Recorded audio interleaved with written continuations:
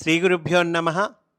శ్రీరామకృష్ణ పరమహంస గారు ఎంతో గొప్ప ఆధ్యాత్మిక విషయాన్ని చిన్ని కథల ద్వారా మనకు ప్రసాదించారు. అటువంటి ఒక కథను ఈరోజు చెప్పుకుందాం.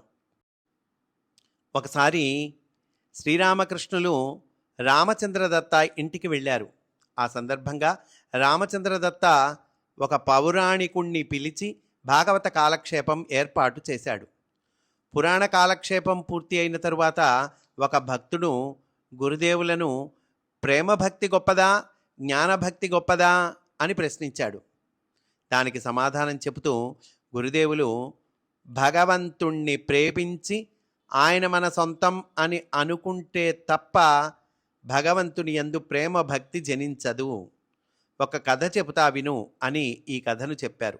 ఇక్కడ ఏమంటున్నారండి? భగవంతుణ్ణి ప్రేమించాలి, ఆయన మన సొంతం అని అనుకోవాలి, అప్పుడు ప్రేమ భక్తి జనిస్తుందటండి. ఒకసారి ముగ్గురు స్నేహితులు కలిసి అడవిలో నుంచి వెడుతున్నారు. ఆ సమయంలో అకస్మాత్తుగా ఒక పెద్ద పులి ఎదురుగా వచ్చింది. దానిని చూచి భయపడి వారిలో ఒకడు, మిత్రులారా, మనకు కాలం తీరిపోయింది, మనమిక బ్రతకం అని అరిచాడు. వెంటనే రెండవవాడు, పర్వాలేదు రండిరా, మన కాలం తీరలేదు, ఏమీ కాలేదు, మనందరం కలిసి భగవంతుణ్ణి ప్రార్థిద్దాం అన్నాడు. ఇంతలో మూడవవాడు అందుకొని, మిత్రులారా, మనం భగవంతుణ్ణి ఎందుకు కష్టపెట్టాలి, ఇదిగో ఇక్కడే ఉన్న ఈ చెట్టు ఎక్కి ప్రాణాలు రక్షించుకుందాం అన్నాడు. అంటే ఇక్కడ మూడు రకాల వాళ్ళని చూపించారండి. ఒకడేమో ఇంకా అయిపోయింది, మనం చనిపోతున్నాం అన్నాడు. రెండోవాడు ఏమన్నాడు? భగవంతుణ్ణి ప్రార్థిద్దాం, మనము కంగారు లేదు అన్నాడు. మూడోవాడు అన్నాడు, అయ్యా అసలు భగవంతుడిని మటుకు ఎందుకు కష్టపెట్టాలి, అదిగో చెట్టు ఉంది కదా, చెట్టు ఎక్కుదాం, ప్రాణాలు రక్షించుకుందాం అన్నాడండి. మన కాలం తీరిపోయింది అని గగ్గోలు పెట్టిన వాడికి భగవంతుడనేవాడు ఒకడున్నాడు, వాడు మనల్ని రక్షిస్తాడు అనే విషయమే తెలియదు. ఇక భగవంతుణ్ణి ప్రార్థిద్దాము అన్న రెండవవాడు జ్ఞానభక్తి కలవాడు.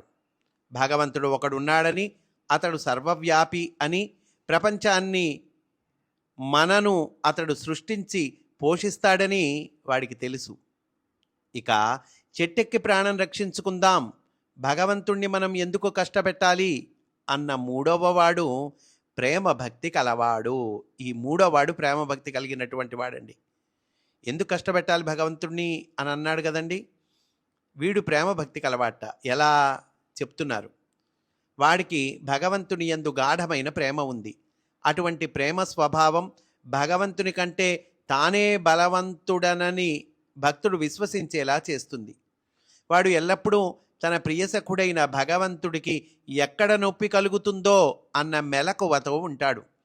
తన ప్రియుడికి ఏ విధమైన బాధ కలగకూడదన్నదే అతడి ఏకైక జీవిత లక్ష్యము. తన ప్రియుడికి ఆఖరుకు కాలిలో ముళ్ళు కూడా గుచ్చుకోకుండా ఉండేలా చూస్తాడు. బృందావన గోపికల యొక్క భక్తి ఈ రకమైన ప్రేమ భక్తి. అది అవ్యభిచారిణి భక్తి. అవ్యభిచారిణి భక్తి అటండి. అంటే ఏంటండి? అంటే చెలించని భక్తి. ఏకాంకితమైన భక్తి అంటే ఏంటండి? ఒకే లక్ష్యము గల భక్తి. ఇక జ్ఞానభక్తి అంటే ఏమిటో తెలుసా? ఆ భక్తిలో జ్ఞానం పాలు కొంత ఉంటుంది. ఆ రకమైన భక్తుడు ఈ సర్వము భగవన్మయమే, కృష్ణమయమే. కృష్ణ పరమాత్మయే ఈ పరబ్రహ్మ. రాముడన్నా, కృష్ణుడన్నా, శివుడన్నా, శక్తి అన్నా పేర్లు వేరు, కానీ భగవంతుడు ఒక్కడే అని తలుస్తాడు. అంటే జ్ఞానభక్తుడు ఈ విధంగా ఉంటాడండి, ఈ రకంగా తలుస్తాడు.